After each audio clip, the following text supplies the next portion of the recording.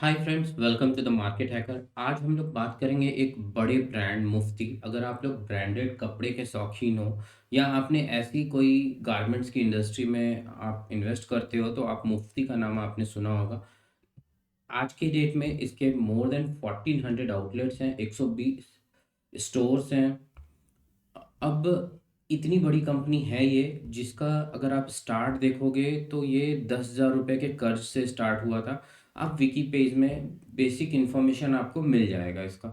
ये एक mains clothing fashion brand है और अभी अक्रॉस इंडिया लगभग इनके आउटलेट्स हैं अवेलेबल। ठीक है, मतलब जो 10,000 से अभी जो इसका मार्केट कैप होगा 700 के आसपास, 700 करोड़ के आसपास होगा, वो मैं आपको दिखाऊंगा आगे।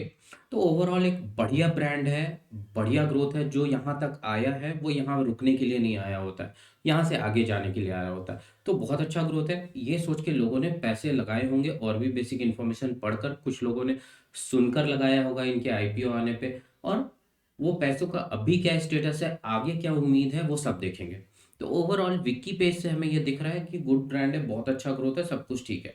अब हम चलते हैं इनका डेटा देखते हैं क्या क्या है। अब क्रेडो ब्रांड्स का डेटा आप देखोगे जो अवेलेबल है, 749 करोड़ का मार्केट कैप है। ठीक है, करंट प्राइस है 115, हाई है 214, लो है 105। ठीक है, डिविडेंड देती है। ठीक है, पी जो है 13 है।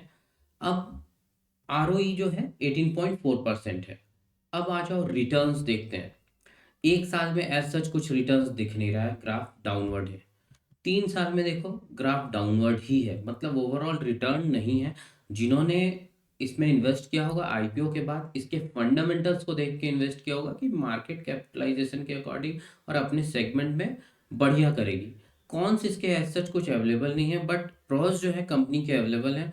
Good profit growth, 33.7% CAGR over last 5 year. ठीक है, अब आ जाओ यहाँ पे पी। पी जो है 13 है। इसके अगर पियर्स कंपनी को देखोगे तो इसका पी सबसे कम है, मतलब बहुत कम वैल्यू में मिल रहा है, हमें ग्रोथ दिखा सकता है, पी ये कह रहा है। क्वार्टरली प्रॉफिट वेरिएबल्स देखोगे तो प्रॉफिट इनका पहले तो ठीक था, लेकिन अभी रिसेंट में आप आओगे तो देखोगे -28% है। क्वार्टरली सेल्स में आओगे तो -11% है। मतलब ये ग्रोथ तो करा है, लेकिन अभी क्वार्टरली रिजल्ट्स को देखोगे तो आपको कंपैरिजन देखोगे दूसरे पीयर से तो ये बेटर नहीं दिख रहा है। बट हाँ, क्रेडो एक बड़ा ब्रांड है, उसे अभी नहीं भूलना है। जिन लोगों ने इसके आईपीओ को देख के लिया होगा, ठीक है, उनको तो क्या है, फंडामेंटल मिला, मल्टी ब्रांड है, नोन ब्रांड्स हैं, ग्रोथ की पॉसिबिलिटीज है, उन्होंने पैसे लगा दिए। अब हम लोग देखेंगे प्रॉफिट ईयर ऑन ईयर कैसा है, क्वार्टर ऑन क्वार्टर कैसा है। सितंबर 2022 से 2025 का डेटा है, आप इन टर्म्स ऑफ परसेंटेज देख लो। प्रॉफिट क्या है, प्रॉफिट घटा है, पहले से घटता ही गया है। बिफोर टैक्स 35 सीआर है ये, 26 सीआर, 29 सीआर। जून के महीने में ऑलमोस्ट कम होता है, सितंबर के महीने में हाई होता है, तो ये बढ़ा सितंबर का महीना। ठीक है, फिर सितंबर 2024 में 35 था, यहाँ तक तो ठीक था। लेकिन सितंबर 2025 में ये 25 करोड़, जो कि गिर गया है, बहुत ज़बरदस्त गिरावट है, जो नहीं होना चाहिए। अब क्या है कि ये जून के आसपास फिर से जो इसका ट्रेंड है, आप देखोगे क्लोथिंग इंडस्ट्री में भी ऐसे ही ट्रेंड रहता होगा, तो उस हिसाब से ये फिर गिरेगा, मतलब स्टॉक प्राइस गिरने की पॉसिबिलिटीज दिखती है, प्रॉफिट अगर गिर रही है तो। ठीक है, लेकिन कहना मुश्किल है क्योंकि ऑलरेडी बहुत लो प्राइस पे ये ट्रेड कर रहा है। अब क्वार्टर ऑन क्वार्टर देख लिया आप, अब ईयर ऑन ईयर प्रॉफिट्स देखो। ईयर ऑन ईयर प्रॉफिट 2019 से 2025 तक का आप देखोगे तो प्रॉफिट यहाँ पे आपको दिखेगा, जो कि एक ग्रेजुअली छोटा छोटा धीरे धीरे ग्रोथ करते हुए 181 करोड़ का मार्च 2025 में इसका क्लोजर था। ठीक है, ऑपरेटिंग प्रॉफिट। अब ऑपरेटिंग प्रॉफिट में आप डिटेल देखना चाहो, प्रॉफिट बिफोर टैक्स क्या था, प्रॉफिट आफ्टर, नेट प्रॉफिट कितना है, तो नेट प्रॉफिट भी बढ़ा है। लेकिन करंट ईयर में इसका प्रॉफिट थोड़ा कम दिख रहा है। अभी ईयर एंड में हमें पता चलेगा, जब लास्ट क्वार्टर का रिजल्ट आएगा तो क्या हो रहा है। ठीक है, ओवरऑल कहीं से अगर देखोगे तो ओवरऑल ऐसा दिखेगा कि इस स्टॉक्स में हम इन्वेस्ट कर सकते हैं, अगर लॉन्ग टर्म प्लानिंग है तो कर सकते हैं, और मैंने भी किया है। आपके लिए शॉकिंग क्या होगा अभी जो मैं अभी आपको दिखाने वाला हूँ, ओवरऑल यहाँ से आपको सब कुछ ठीक दिख रहा होगा मोटा-मोटी। जो बेसिक चीज़ हम लोग देखते हैं, एफआईआई प्रोमोटर्स का भी अच्छा स्टेक है, मतलब बहुत बढ़िया। प्रोमोटर को अपनी कंपनी पे ट्रस्ट है, उनको ग्रोथ पे ट्रस्ट है, 55.01% है। 40 और 10.40 बहुत ज़्यादा फर्क नहीं पड़ता, ओवरऑल इनका स्टेक अच्छा स्टेक है इसमें। ठीक है।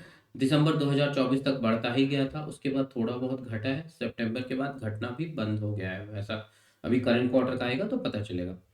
डीआईआई इंटरेस्ट नहीं ले रही है, एफआईआई इंटरेस्ट नहीं ले रहा है।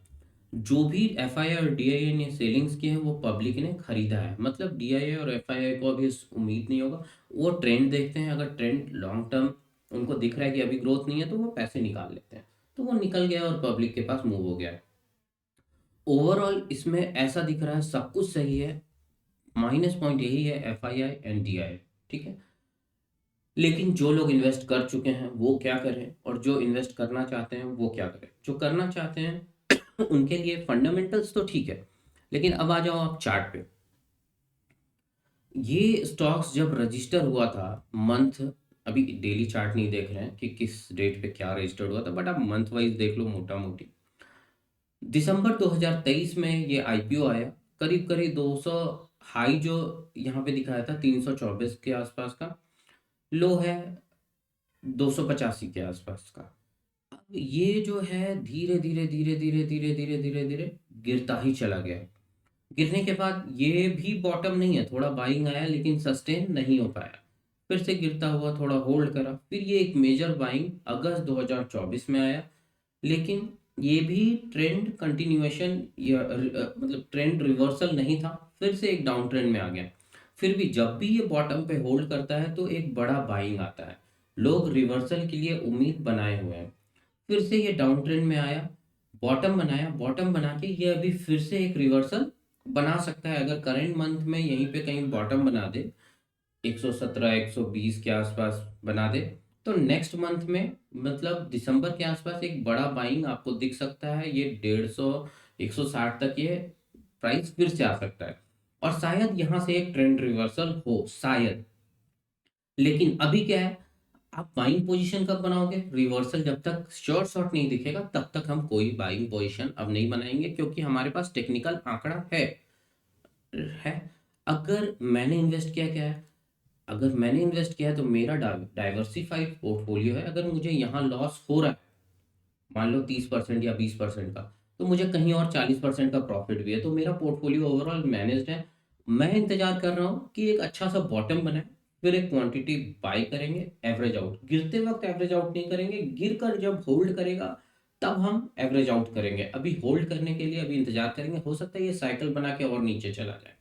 तो अभी साइकिल बना के और नीचे जाना है तो जाने देंगे, हमें पता नहीं है इंटरनली क्या चल रहा है। अगर आप लोगों को पता है तो आप कमेंट में ज़रूर बताना, मैं थोड़ा रिसर्च करूँगा। Thanks for watching. ऐसे ही लर्निंग वीडियोस के लिए मेरे इस चैनल को सब्सक्राइब करें, लाइक एंड शेयर करना तो बिल्कुल ही ना भूलें। Thanks for